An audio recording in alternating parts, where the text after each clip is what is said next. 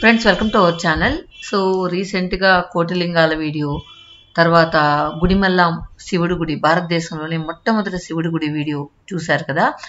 So దేవుడు మనల్ని పిలిస్తేనే మనం వెళ్ళగలుగుతాం అనేది ఈ వీడియో చూసిన తర్వాత నాకు నిజం అనిపించింది. ఇప్పుడు మీరు వాటర్ చూశారు కదా, అక్కడ నార్మల్గా వర్షం లేదు, ఎక్కడో గేట్లు అంటే ప్రాజెక్ట్ గేట్లు ఎత్తినప్పుడు ఇక్కడ వస్తున్న వాటర్ అన్నమాట. ఇది జస్ట్ పంట పొలాలకి వదిలిన వాటర్ కావచ్చు, లేదా ఎక్కడైనా దూరంగా వాటర్ వర్షాలు ఎక్కువ అయినందువల్ల గేట్లు ఎత్తేసినప్పుడు వచ్చిన వాటర్ కావచ్చు, ఏదైనా కావచ్చు. కాకపోతే ఇక్కడ ఈ రోడ్డు మేము దాటడానికి కష్టంగా ఉందన్నమాట. మావారైతే ఎలాగైనా వెళ్ళిపోదాం, పెద్ద వాటర్ లేవు, మోకాళ్ళ లోతు నీళ్ళు ఉన్నాయి, వెళ్ళొచ్చు అన్నాడు. నాకైతే ధైర్యం చేయలేదు. మనం చాలా వీడియోస్ చూసుంటాం. సో కొద్దిగానే కదా వాటర్ వస్తుంది అని చెప్పి వెళ్ళి కార్లు కొట్టుకుపోయిన సందర్భాలు కూడా ఉన్నాయి. ఎంతసేపు వెళ్ళాలంటారు. నేనైతే వద్దు, రిస్క్ అవసరం లేదు, మనం దేవుడిని చూడకున్నా పర్లేదు, మనం వెనక్కి వెళ్ళిపోదాం అని చెప్పి అనుకున్నాం. యాక్చువల్గా ఇది కోటిలింగాలకి వెళ్ళే దారి అనమాట ఇది. సో మీరు కోటిలింగాల గుడి కానీ, గుడిమల్ల మొట్టమొదటి శివలింగం కానీ చూడాలనుకుంటే రైతు బిడ్డ నిర్మలారెడ్డి ఛానల్లో చూడొచ్చు. సో ఇక మనం టాపిక్లోకి వచ్చేసినట్లయితే, దేవుడు పిలిస్తేనే మనం ఆ గుడికి వెళ్ళగలం, లేదైనా ఏ గుడికైనా సరే ఆ దేవుడు పిలవందే వెళ్ళలేం అనేది నగ్న సత్యం అనేది నాకు ఈ రోజు నిరూపించబడింది. ఇక్కడ యాక్చువల్గా కోటిలింగాలకి మనం వెళ్తూ ఉంటే ఇలా వెళ్ళాలన్నమాట. ఇలా వెళ్తే డైరెక్ట్గా కోటిలింగాలకి వెళ్ళిపోతాం. తర్వాత మాకు సరే ఈరోజు ప్రాప్తం లేదు, వెళ్ళిపోదాం, బ్యాక్ వెళ్ళిపోదాం, ఇంత రిస్క్ అవసరం లేదు అని చెప్పి అనుకున్నాం. చూస్తూ ఉంటే మీరు మోకాళ్ళ లోతు వరకు ఉన్నాయి నీళ్లు. కానీ వెళ్తే కారు సైలెన్సర్లోకి నీళ్లు పోయి కారు ఆగిపోవచ్చు, లేదా ప్రవాహంలో కారు కొంచెం పక్కకు కొట్టుకోపోవచ్చు, ఏదైనా జరగచ్చు. సో స్కూటర్ల వాళ్ళు కూడా రిస్క్గా వెళ్ళిపోతున్నారు, ఆటో వాళ్ళు వచ్చి వెనక్కి వెళ్ళిపోయారు, ఇవన్నీ జరిగింది. మావారు మాత్రం ధైర్యంగా వెళ్దాం అంటున్నారు. నేనైతే ఒప్పుకోలేదు. ఎన్నో చూసాం, వద్దు, అంత రిస్క్ అవసరం లేదు, దేవుడిని చూసే ప్రాప్తం ఈ రోజు లేకుండా ఉంటే ఇంకొకసారి వద్దాం అని చెప్పి మేము అయితే అడిగాం అక్కడ ఉన్న వాళ్ళని, వేరే రూట్ ఏదైనా ఉందా కోటిలింగాలకు వెళ్ళడానికి అని చెప్పి అడిగాం. సో వాళ్ళు వెనక్కి వెళ్ళి మీరు కొంచెం చుట్టూ అవుతుంది, మీరు అలా కూడా వెళ్ళొచ్చు అని చెప్పారనమాట. సో నేను ఇంకా రిస్క్ అయితే వద్దు, ఒకటి ఇంటికి వెళ్ళిపోదాం, లేదా వేరే దారి ఉంటే టైం ఉంటే కనుక చుట్టుకొని వెళ్దాం అని చెప్పి డిసైడ్ చేసేసుకున్నాం అనమాట. సో ఇప్పుడు మీరు చూడొచ్చు మా వెహికల్స్ కూడా ఎలా పోతున్నాయి. వెహికల్స్ కూడా రిస్కే, ఎందుకంటే ప్రవాహం వస్తూ ఉన్నప్పుడు ఏంటంటే మనకు అక్కడ గ్రిప్ ఉండదు. సో మీరు కూడా ఎవరైనా ఇలాంటివి దాటేటప్పుడు కొద్దిసేపు ఆలోచించండి. మీరు కూడా మా ఊర్లో కొద్ది నీళ్ళే కదా వెళ్దాం అని చెప్పి వెళ్ళకండి, చాలా డేంజరస్గా ఉంటాయి. ఎందుకంటే అక్కడ గేట్లు ఎత్తినప్పుడు ఒక్కొక్కసారి ప్రవాహం ఎక్కువగా కూడా వస్తుంది అనమాట. అది మన బ్యాడ్ లక్ అయితే ఎక్కువ వచ్చి మనకు ప్రమాదం జరిగే అవకాశం ఉంటుంది. సో ఇక్కడ చూసినట్లయితే ఇటువైపు నుంచి వెళ్ళండి అన్నారు. ఇది కొంచెం ఒక 10 కిలోమీటర్స్ దాకా రౌండ్ తిరిగాం, అయినా కూడా పర్లేదు అని చెప్పి వెళ్తూ ఉన్నాం అన్నమాట. సో కోటిలింగాలకని వెళ్తూ ఉంటే మాకు ఆ మధ్యలో చాలా పల్లెటూర్లు చాలా అందంగా కనిపించాయి. సో ఇక్కడ ఎక్కువగా పువ్వుల తోటలు ఉన్నాయన్నమాట. ఎక్కువగా పువ్వులు పండిస్తూ ఉన్నారు. కర్ణాటక పక్క ఏంటంటే ఎక్కువగా పువ్వులు కానీ కూరగాయలు కానీ ఫేమస్ ఉంటుంది అనమాట. వాళ్ళు మొత్తం పంట పొలాలంతా కూడా వీటితోనే ఎక్కువ నిండి ఉంటుంది. తర్వాత రాగులు అవి పండిస్తూ ఉంటారు. ఈ పల్లెటూరు ఎందుకు నాకు చాలా ముచ్చటగా నీట్గా అనిపించింది. రోడ్లు కానీ చిన్న చిన్న రోడ్లు అయినా కూడా విశాలంగా మనకు వెళ్ళేదానికి అనుకూలంగా ఉన్నాయన్నమాట. మీరు రైట్ సైడ్ గమనించినట్లయితే అంతా కూడా క్యాప్సికమ్ ఇలాంటి తోటలు వేసి ఉంటారనమాట వాళ్ళందరూ కూడా. సో ఇలా వెళ్తూ ఉన్నాం.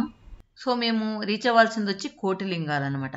సో కోటిలింగాలకు వెళ్తూ ఉంటే మాకు ఇలా విలేజెస్ అన్ని దాటుతూ వెళ్తూ ఉన్నాం. మధ్యలో గూగుల్ మ్యాప్ పెట్టుకున్నాం, మధ్యలో అక్కడక్కడ కొంతమందిని అడుగుతూ వెళ్తూ ఉన్నాం. సో వెళ్తూ ఉంటే ఒక ఆర్చ్ కనిపించింది, వెంకటేశ్వర స్వామి నామాలతో ఒక ఆర్చ్ కనిపించింది. ఇదేంటి ఇక్కడ ఆర్చ్ ఉంది, నార్మల్గా విలేజ్ వాళ్ళు అలా వేసుకుంటారేమో అని అనుకున్నాం. కానీ మమ్మల్ని వెంకటేశ్వర స్వామి పిలిచాడని మాకు ఆర్చ్ కనిపించేంత వరకు తెలియలేదన్నమాట. సో ఇదే ఆర్చ్.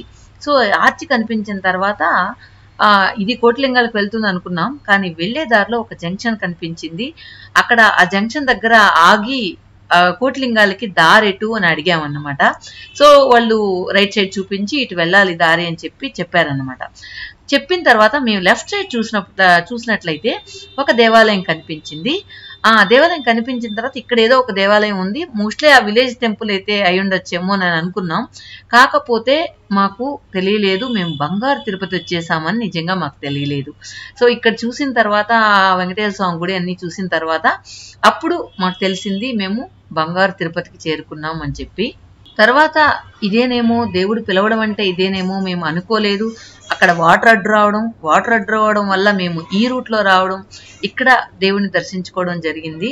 సో దేనికైనా మనకు రాసి పెట్టుండాలి అనేది. సో మనం చాలాసార్లు ఆ గుడికి వెళ్దాం ఈ గుడికి వెళ్దాం అని అనుకుంటూ ఉంటాం, కానీ మనం వెళ్ళలేం. సో ఒక్కొక్కసారి ఏదో ఒక వీడియోలో ఒకరు చెప్పడం జరిగింది అనమాట. సో ఏదైనా గుడికి వెళ్ళాలంటే దేవుడు పిలవాలి అంటుంటారు కదా, దేవుడేం పిలవక్కర్లేదు, మా ఇంట్లో మా వారు పర్మిషన్ ఇస్తే చాలు వెళ్ళిపోతాను అని చెప్పారంట. సో వాళ్ళ వారు పర్మిషన్ ఇచ్చిన తర్వాత వాళ్ళు వెళ్ళారంట. ఆవిడ వెళ్ళిన తర్వాత దారిలోనే అక్కడ ట్రైన్ దిగంగానే సో వాళ్ళ హస్బెండ్ ఫోన్ చేశారంట, నాకు చాలా ఒళ్ళు బాలేకుండా ఉంది, నువ్వు రిటర్న్ వచ్చేయి అని చెప్పాడంట. సో అలా దేవుడికి గుడికి వెళ్లకుండానే రిటర్న్ వెళ్ళారంట. సో అలాంటి సందర్భాలు కూడా ఉంటాయి. సో మనం ఏంటంటే ఏదైనా సరే ఏ గుడి అయినా సరే దర్శించుకోవాలంటే ఒక టైం ఉండాలి, దేవుడు పిలవాలి అనేది నాకు ప్రత్యక్షంగా నిరూపణ అయిందనమాట ఇక్కడ. సో మనకు నీళ్లు మన కోసమే ఆ నీళ్లు వదిలారేమో అక్కడ అనిపించింది ఈ దేవుని దర్శించుకోవడానికి. ఇక్కడ ప్రత్యేకత ఏంటి అంటే ఇది నార్మల్గా మన కర్ణాటకలో ఉంది. సో దీని గురించి మనం చెప్పుకున్నట్లయితే ఇది ఎగ్జాక్ట్గా మనకు బెంగళూరు నుంచి 100 కిలోమీటర్స్ దూరంలో, కోలార్ నుండి 40 కిలోమీటర్ దూరంలో ఉంటుంది.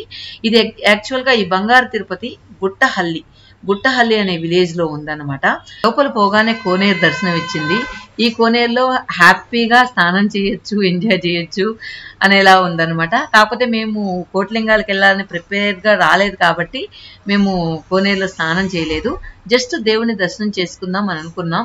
కాకపోతే ఆ సరౌండింగ్స్ అంతా కూడా చాలా ప్రశాంతంగా చాలా హాయిగా అనిపిస్తూ ఉంది. మంచి పక్షుల సౌండ్లు, ఇలా ఆ వాతావరణం అంతా కూడా ఆహ్లాదంగా ఉందన్నమాట. ఈ పక్షుల సౌండ్లతో పాటు మిగతా అక్కడ ఉన్న జనాలు, కేరింతలు అవి ఎక్కువగా ఉన్నాయి కాబట్టి నేను ఆ సౌండ్స్ తీసేశాను. ఇక్కడ లోపల కూడా జస్ట్ ఒక చిన్న ఇదిలాగా ఉందన్నమాట, గేట్ పెట్టి ఇక్కడ ఏదైనా చెట్లు గిట్లు వేస్తారేమో తెలియలేదు. మొత్తానికైతే ఖాళీ ల్యాండ్ లాగా ఉంది, చెట్లు వేసుకునే దానికి దున్నినట్లు ఉన్నారనమాట. సో పైన కనిపిస్తుంది, అక్కడికి మనం వెళ్ళాలి. సో ఇటు తిరుక్కొని అటువైపు మెట్లు ఉన్నాయి, అటు పక్కకు వెళదాం అనమాట. సో ఈరోజు అంత రష్గా అయితే లేదు కానీ సో రండి దేవుని దర్శించుకున్నాం. ఆల్మోస్ట్ 1:30 అయిపోయింది. నాకైతే దేవుడి గుడి మూసేసి ఉంటారేమో, పైకి వెళ్ళి కూడా ప్రయోజనం లేదేమో అనుకున్నాను. కాకపోతే మనకు లోపల దేవుడి గుడి దర్శనం చేసుకోవడానికి వీలుగా ఉంది. ఇది ఎంట్రన్స్ అనమాట. ఇక్కడ మనం లోపలికి వెళ్ళిన తర్వాత మెట్లు ఉంటాయి. సో కొంచెం పైకి వెళ్ళాల్సినట్టు ఉంటుంది. సో పైకి వెళ్ళిన తర్వాత మనకు అసలైన దేవుడు దర్శనం చేసుకోవచ్చు. సో రండి, మిమ్మల్ని కూడా దర్శనం చేపిస్తాను. ఇక్కడ వెరైటీగా ఏంటి అంటే గనక మనకు దేవుణ్ణి డైరెక్ట్గా చూసే అవకాశం అయితే ఇక్కడ ఉండదు. ఇక్కడ ఏంటంటే మనకు నేత్ర దర్శనం అంటారు. సో నేత్ర దర్శనం అంటే కిటికీలో నుంచి ఆ గుడికి తలుపుల్లో 6 రంధ్రాలు ఉంటాయి. సో 6 రంధ్రాలు లోపల మాత్రమే మనం దేవుణ్ణి చూడగలుగుతాం, డైరెక్ట్ గా చూడలేమన్నమాట. సో దారంతా కూడా ఈ విధంగా ఉంటది, మెట్లు ఈ విధంగా ఎక్కాల్సి ఉంటది అనమాట. సో ఇక్కడ ఒక ప్రశాంతమైన వాతావరణం, ఇందాక చెప్పుకున్నట్లు చాలా ప్రశాంతంగా ఉంటుంది. పైన గద్దలాగా ఉంటది. ఇది గోపురంకి అంటే మెయిన్ దేవుడు బంగారు తిరుపతి వెంకటేశ్వర స్వామి ఎక్కడ ఉంటాడో అక్కడ ముందు భాగంలో గద్దె ఉంటది అనమాట. సో మనం ఇక్కడ నుంచి ఇటువైపు రైట్కి వెళ్ళినట్లయితే పైనకి వెళ్ళే మెట్లు ఉంటాయి. సో రండి, పైన దర్శనం చేసుకుని వచ్చేద్దాం.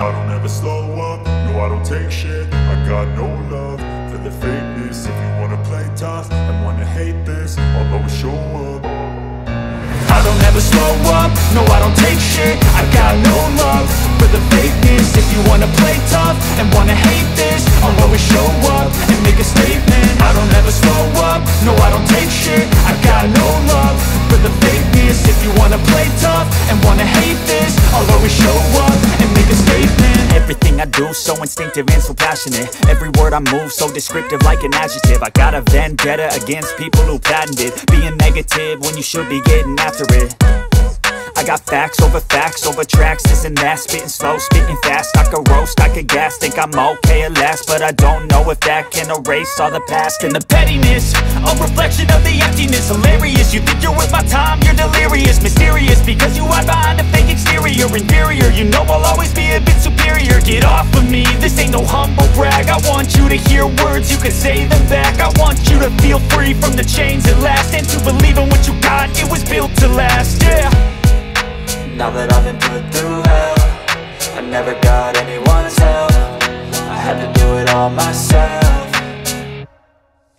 I don't ever slow up, no I don't take shit, I got no love for the fakeness. If you wanna play tough and wanna hate this, I'll always show up and make a statement. I don't ever slow up, no I don't take shit, I got no love for the fakeness. If you wanna play tough and wanna hate this, I'll always show up and make a statement. Gonna learn the consequence of being incompetent. Mental health is confidence, dreams and some honestness. I'm not here to save the day, that's for you to take away. I could play a million mind games, but instead I say something not illogical, something that is topical. Rub it on and watch it go, make yourself unstoppable. Dreams are irresponsible, but they're always possible. If you just believe, you could be so remarkable. Thoughts in my head, a collage and they spread. I'll be great one day, going off of my meds. No, I'm not giving up, no, I'm not giving in. I will make it to the top, taking off in the wind. I gotta make it, I'm saving every day to taste it. I'm patient, but my mind, it can hardly take it. I'm chasing a dream that I've had for several ages. A vacant, modern kingdom for the taking.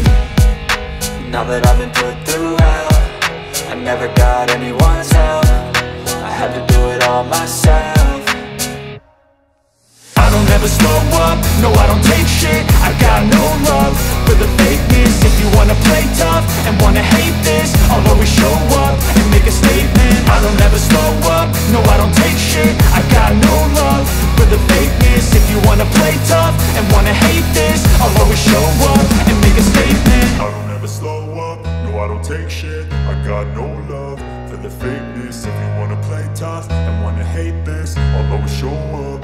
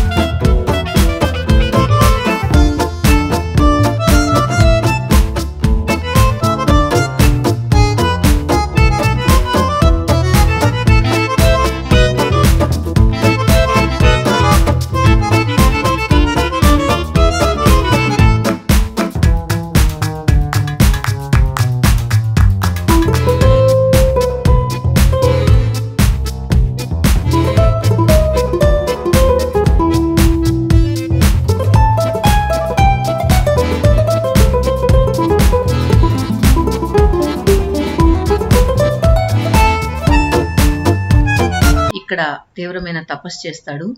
ఇక్కడ తపస్సు చేసిన ప్రదేశమే ఇది. ఇక్కడ ఏంటంటే భృగు తపస్సు చేసినప్పుడు విష్ణువుని తంతాడు. విష్ణువుని తన్నినప్పుడు ఆ అవమానం, విష్ణువుని తన్నినాడన్న అవమానం భరించలేక లక్ష్మీదేవి వెళ్ళిపోతుంది.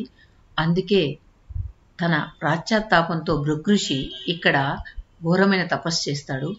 అందువల్ల వెంకటేశ్వర స్వామి ఇక్కడ ఒక్కడిగానే ఉంటాడు, లక్ష్మి లేని వాడిలాగా. ఇదే బంగారు తిరుపతి. బాలాజీని చిన్న కిటికీ ద్వారా ఇందాక చూసినట్లు మాత్రమే చూద్దాం. దీన్ని నేత్ర దర్శనం అంటారు. ఈ చిన్న కిటికీ ద్వారా స్వామిని దర్శించుకుంటే మోక్షం కలుగుతుందని ప్రజలు నమ్ముతారు. సో ఇదన్నమాట ఈ గుడికి సంబంధించిన చిన్న కథ. ఇక్కడ వస్తూ ఉంటే ఇక్కడ ప్రతిరోజు ఎవరో ఒకళ్ళు చిత్రాన్నం అంటారు ఆ కర్ణాటకలో, అది ప్రసాదంగా ఇస్తూ ఉంటారు. ప్రసాదం అనే కంటే కూడా ఎవరైనా మనలాంటి భక్తులు వెళ్ళినప్పుడు వాళ్ళు ఏదో ఒకటి తీసుకెళ్ళి అక్కడున్న వాళ్ళకంతా కూడా, అక్కడున్న భిక్షగాళ్ళు కావచ్చు, అక్కడ వచ్చిన భక్తులకు కావచ్చు, ఇలా ఇస్తూ ఉంటారనమాట. సో అక్కడక్కడ వీళ్ళు నిల్చొని ఇక్కడ మనకు ప్రసాదం లాగా అందిస్తూ ఉంటారు. సో ఇక్కడ మొత్తం వాతావరణం అయితే చాలా బాగుంటుంది. సో దాని తర్వాత మేము ఇప్పుడు వెళ్తున్నాం కోటిలింగాలకి. సో మీలో చాలా మంది చూసే ఉంటారు, చూడని వాళ్ళ కోసం రైతు బిడ్డ నిర్మలారెడ్డిలో కోటిలింగాల గుడి వీడియో పెట్టాను, అది చూడండి. ఇది కోటిలింగాలకు వెళ్ళే దారంతా, ఈ దారంతా కూడా మొత్తం విలేజెస్ ద్వారా వెళ్తూ ఉన్నాం కాబట్టి చాలా ప్రశాంతంగా ఉంటుంది. సో మేమైతే కోటిలింగాల గుడి, తర్వాత ప్రపంచంలో మొట్టమొదటి శివలింగం ఉన్న గుడిమల్లం శివుడి గుడి, ఈరోజు 2 శివలింగాలు దర్శించుకున్నాం. తర్వాత వెంకటేశ్వర స్వామి దర్శనం చేసుకున్నాం. చాలా హ్యాపీగా ఉండింది. అనుకోకుండా 3 దేవాలయాలు తిరిగే అవకాశం ఈరోజు అయితే దొరికింది. సో ఓకే ఫ్రెండ్స్, మీకు గన వీలుంటే గనక ఖచ్చితంగా ఈ 3 దేవాలయాలు అద్భుతంగా ఉన్నాయి. పోయిన తర్వాత ఒక తేలికపడిన శరీరం, మనసుకు ఆహ్లాదంగా హాయిగా ఏ సమస్యలు లేకుండా ఉంటే ఎంత ప్రశాంతంగా ఉంటుందో అలా అనిపించింది నాకైతే. సో మీరు కూడా వెళ్ళండి, మీకు ఎలా అనిపించిందో కమెంట్స్లో చెప్పండి. ఈ వీడియో మీకు ఖచ్చితంగా నచ్చిందని అనుకుంటున్నాను. వెంకటేశ్వర స్వామి దర్శనం చేసుకున్నారు కదా. Thank you for watching.